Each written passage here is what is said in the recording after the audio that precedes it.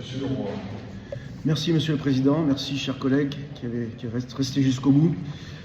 Augmenter les tarifs pour les navires à passagers non connectés électriquement est une proposition que j'avais faite ici même. Mais je ne suis pas sûr que 10% de remise suffira à convaincre les armateurs de se connecter. Je proposais une remise beaucoup plus forte et à contrario, pour équilibrer les comptes, un malus beaucoup plus fort pour les navires qui nuisent à la santé des Toulonnais.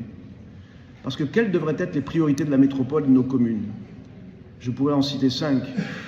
La santé de nos citoyens en évitant les pollutions massives, des transports publics efficaces et les mobilités douces peuvent y contribuer.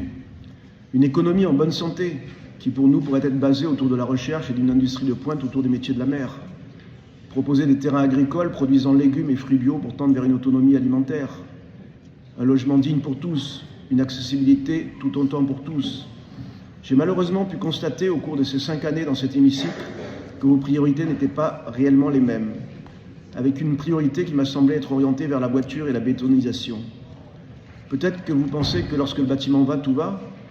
Personnellement, je pense plutôt, comme Jimmy Carter, que la mesure d'une société se trouve dans la manière dont elle traite ses citoyens les plus faibles et les plus démunis.